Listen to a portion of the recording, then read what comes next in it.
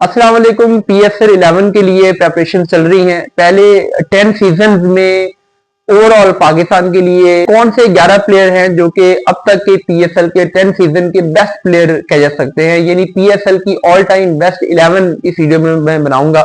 Overseas players में मैं शामिल नहीं करूंगा, जस्ट पाकिस्तानी प्लेयर्स ही शामिल होंगे। आप लोग भी अपना इनपुट दें। तो ओपनिंग कॉम्बिनेशन के लिए जो 3 टॉप स्कोरर पीएसएल की हिस्ट्री के रहे हैं, उसमें बाबर आजम नंबर 1 पे हैं, तकरीबन 3,800 रन उन्होंने स्कोर किए। फखर जमान नंबर 2 पे हैं, 2,900 के करीब रन उन्होंने स्कोर किए। और नंबर 3 पे मोहम्मद रिजवान है जिन्होंने 2,700 के करीब रन किए। अब अगर हम इन तीनों में देखें तो ऑब्वियसली बाबर आजम रन में बहुत आगे हैं। फखर जमान स्ट्राइक रेट में इन तीनों से आगे हैं। बाबर का और रिजवान दोनों का स्ट्राइक रेट पीएसएल की हिस्ट्री में ऑलमोस्ट 129 है, जबकि फखर जमान का स्ट्राइक रेट 142 का है। तो फखर जमान अपने स्ट्राइक रेट की वजह से इन तीनों में स्टैंड आउट करते हैं, इसलिए फखर जमान तो ओपनिंग पोजीशन के लिए होंगे। साथ में दूसरा प्लेयर कौन सा होना चाहिए?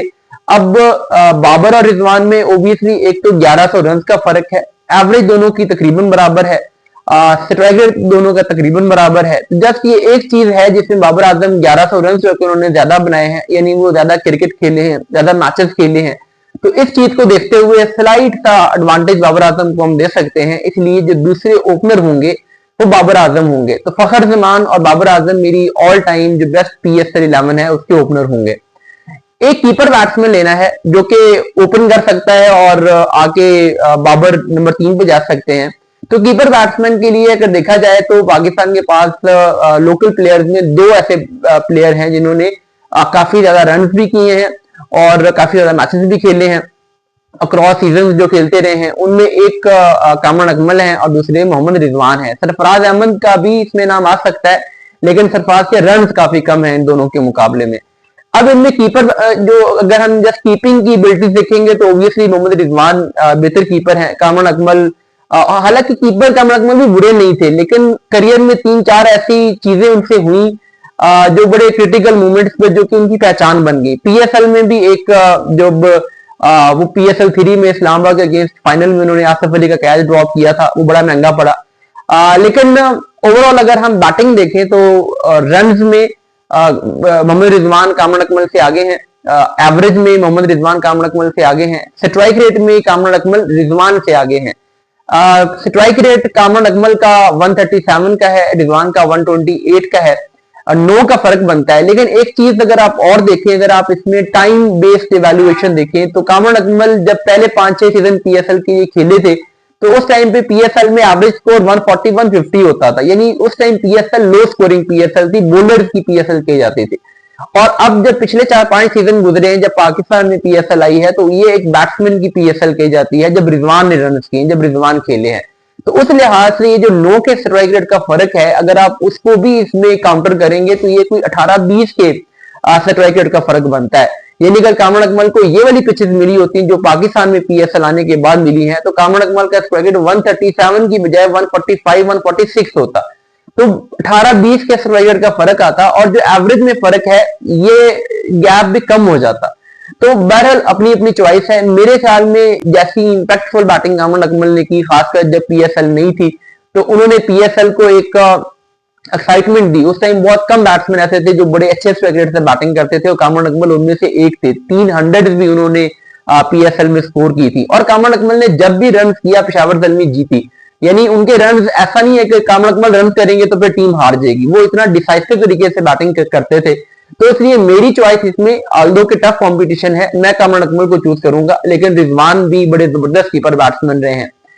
तो अगर कामरान अकमल को मैं ओपनर ले लूं फखर के साथ, बाबर नंबर 3 पे आ जाएंगे, तो उसके बाद 2 और बैट्समैन हमने करने हैं मिडिल ऑर्डर के लिए। और बैटिंग में मिडिल ऑर्डर में जो सबसे ज्यादा रन किए हैं वो शोएब मलिक के रन हैं, 2300 के करीब उनके रन हैं। उसके बाद दूसरे नंबर पे मोहम्मद हफीज के तकरीबन 1700 के करीब स्कोर है, आसिफ अली के 1100-1200 रन हैं, उमर अकमल के 1100-1200 रन हैं, आजम खान के 1200 के करीब रन हैं। तो ये वो प्लेयर हैं जो पाकिस्तान के लिए मिडिल ऑर्डर में जिन्होंने रन किए हैं। अब इसमें शोएब मलिक स्टैंड आउट करते हैं, यानी बहुत ज्यादा आगे हैं वो बाकी प्लेयर्स के मुकाबले में। तो उनके जो नियरेस्ट हैं वो हफीज हैं जिनके 1700 हैं और बाकी सब 1200-1300 पे हैं। तो इतना जब बड़ा फर्क आ जाता है रन में, इतने लंबे अरसे तक उन्होंने परफॉर्म किया, तो उनको तो होना ही चाहिए।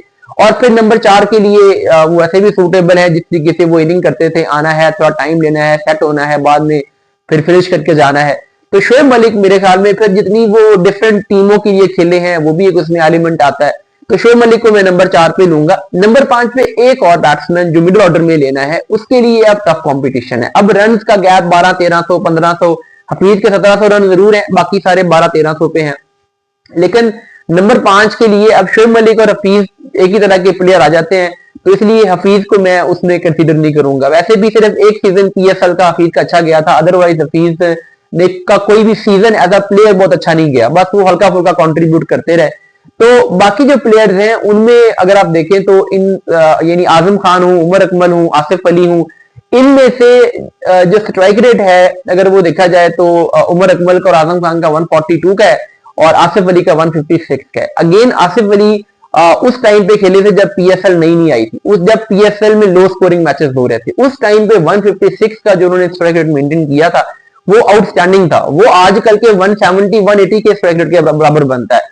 तो उस वक्त मुझे याद है पहले 5 सीजन के बाद पीएसएल के जो 2 हाईएस्ट स्ट्राइक रेट थे उसमें नंबर 1 पे किरण पोलार्ड थे और नंबर 2 पे आसिफ अली थे।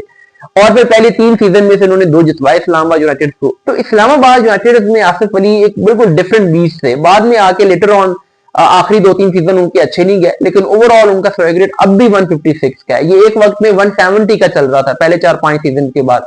सुपर ओवर में मैचेस जितवाए, बड़े जबरदस्त फिनिश किए, फाइनल में परफॉर्म किया, नॉकआउट्स में परफॉर्म किया। तो इस्लामाबाद के लिए आसिफ अली और पाकिस्तान के लिए आसिफ अली में बड़ा जमीन आसमान का फर्क था। इस्लामाबाद का आसिफ अली पीएसएल के नंबर 5 की स्लॉट पे तो नहीं, हम इसको नंबर 6 पे मूव कर सकते हैं, 5 पे कोई ऑलराउंडर आ जाएगा। तो नंबर 6 की स्लॉट के लिए पाकिस्तान की पीएसएल हिस्ट्री में पाकिस्तानी प्लेयर्स में से शायद बेस्ट आसिफ अली ही रहे हैं। इफ्तिखार अहमद का बीच में एक सीजन अच्छा गया था, लेकिन ओवरऑल उनसे भी कोई खास परफॉर्म नहीं हुआ। तो आसिफ अली को मैं इसमें नंबर 6 पे लूंगा। फिर नंबर 5, नंबर 7 और नंबर 8, यहाँ पे 3 ऑलराउंडर्स आ रहे हैं ओबियसली। अब जो इसमें पहला ऑलराउंडर है बैटिंग ऑलराउंडर, जिसको हम नंबर 5 पे लेंगे, यानी इसमें शादाब खान है, स्पिन बॉलिंग ऑलराउंडर है, और उनके कंपटीशन में शाहिद अफरीदी है, वो भी लेग स्पिन ऑलराउंडर है। तो दोनों लेग स्पिन बॉलिंग करते हैं, दोनों मिडिल ऑर्डर में या फिनिशर के तौर पे बैटिंग करते हैं। अब अगर इनमें देखें तो अफरीदी ने 2016 में इंटरनेशनल क्रिकेट से रिटायरमेंट ले ली थी, तब पीएसएल शुरू होती है, यानी आखिरी उनका जो T20 वर्ल्ड कप था उससे 2 महीने पहले पीएसएल शुरू हुई थी।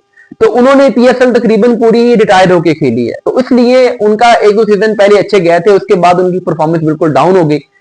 शादाब खान जो है उनका ओवरऑल पीएसएल में 1500 के करीब रन है, शाहिद अफरीदी के 500 के करीब रन है। शादाब की 90 प्लस विकटे हैं, अफरीदी की 45 के करीब 47 के करीब विकटे हैं। तो स्ट्राइक रेट अफरीदी का 150 है, शादाब का 144 का है। एवरेज अफरीदी की 15 की है, शादाब की शायद 21 की है। तो शादाब ओवरऑल अफरीदी से तकरीबन हर चीज में ही लीड कर रहे हैं।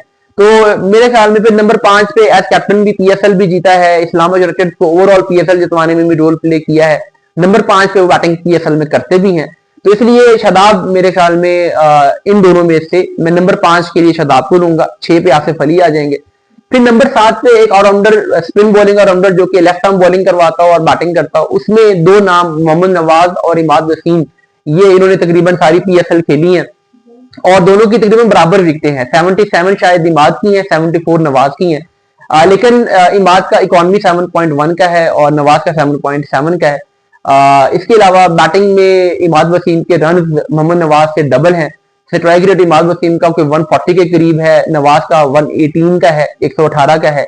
और फिर इमाद वसीम ने कराची किंग्स को भी पीएसएल जितवाया है, इस्लामाबाद में आए तो वहां पर भी एक्टिवली परफॉर्म करके आखिरी 3-4 मैचेस जो इस्लामाबाद जीता था सब में इमाद वसीम ने जबरदस्त परफॉर्म किया। नवाज ने कोयटा को पीएसएल जितवाने में तो रोल प्ले किया था, लेकिन इस्लामाबाद वाले में उनका कोई खास रोल नहीं था। तो इसलिए कुल मिला के अगर देखा जाए तो इमाद वसीम की परफॉर्मेंस नवाज के मुकाबले में पीएसएल की हद तक काफी अच्छी रही है। नवाज के आजकल बहुत अच्छा टाइम चल रहा है, लेकिन यहाँ पर कोई पिछले 6 महीने की बात नहीं हो रही, बल्कि पिछले पूरे डेकेड की बात हो रही है।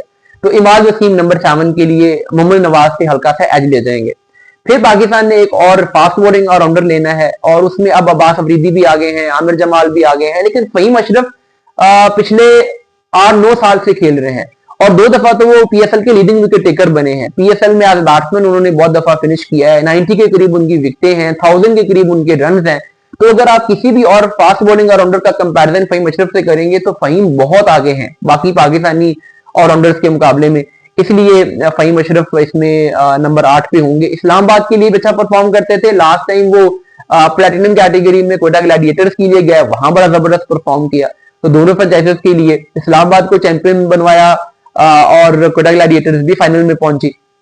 तो नंबर 8 पे फ़हीम अशरफ है। फिर 3 पेसर्स आने हैं, और अगर अब देखा जाए नई बॉल के जो 2 पेसर अगर हमने चूज करें तो उसमें हसन अली रहे हैं नई बॉल के पेसर, शाहीन शाह अफरीदी रहे हैं और मोहम्मद आमिर रहे हैं।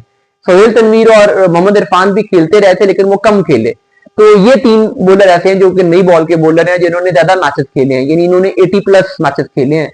और इसमें जो हाईएस्ट विकेटें हैं वो हसन अली की हैं, आई थिंक 125 है, 122 शाहीन की हैं और आमिर की 87 विकेट्स हैं। तो आमिर का अगर आप पीएसएल की परफॉर्मेंस देखो तो इन तीनों में से सबसे वीक परफॉर्मेंस मोहम्मद आमिर की रही है। हालांकि बहुत अच्छा बॉलर है लेकिन पीएसएल में हसन अली एक नेक्स्ट लेवल पे परफॉर्म करता रहा है। और शाहीन शाह अफरीदी ने तो एज कैप्टन भी 3 पीएसएल जीतनी, तो वो शाहीन का तो ऑब्वियसली आना ही था क्योंकि 3 पीएसएल जीतने वाला कप्तान है, सबसे ज्यादा पीएसएल उसने जीती है, सबसे ज्यादा विकेटें 122 विकेटें उसने ली है। हसन अली की 125 है लेकिन हसन अली के मुकाबले में 12 मैचेस कम खेले हैं शाहीन ने। हसन अली के मुकाबले में एवरेज कम है, इकोनॉमी कम है। तो शाहीन होगा लेफ्ट आर्म पेसर नई बॉल के साथ और हसन अली होगा। मोहम्मद आमिर अनफॉर्चुनेटली इसमें से मिस करेंगे, एक बड़ा नाम है जो कि इस प्लेइंग 11 में नहीं आ पाएगा। एक और फास्ट बॉलर लिया जाना था जो कि पुरानी बॉल का बॉलर हो, उसमें वहाब रियाज और हारिस रऊफ ये 2 बॉलर हैं जिन्होंने बहुत विकेटें ली हैं, पुरानी गेंद के साथ आके डेथ ओवर्स करवाए हैं, मिडिल ओवर्स में आके विकेटें ली हैं। इन दोनों में से हारिस रऊफ ने ऑब्वियसली 3 पीएसएल जीती हैं, वहाब रियाज ने 1 जीती है, 2 फाइनल खेले हैं वहाब रियाज ने। लेकिन यह है कि वहाब रियाज और हारिस रऊफ का अगर मैं क्वालिटेटिवली देखूं, एक तो विकेटें वहाब रियाज की हारिस रऊफ के मुकाबले में ज्यादा है, लेकिन जो इंपैक्ट था वहाब रियाज 4-5 साल तक अनप्लेएबल रहे हैं पीएसएल में। 2016-17 से लेके 21-22 तक के जो वहाब रियाज के साल थे वो आउटस्टैंडिंग थे, मतलब वहाब रियाज को कोई भी बैट्समैन मार ही नहीं पाता था। हारिस रऊफ उस लिहाज से इनकंसिस्टेंट है, कुछ दिन बहुत अच्छे रहते हैं, कुछ दिन बुरे रहते हैं।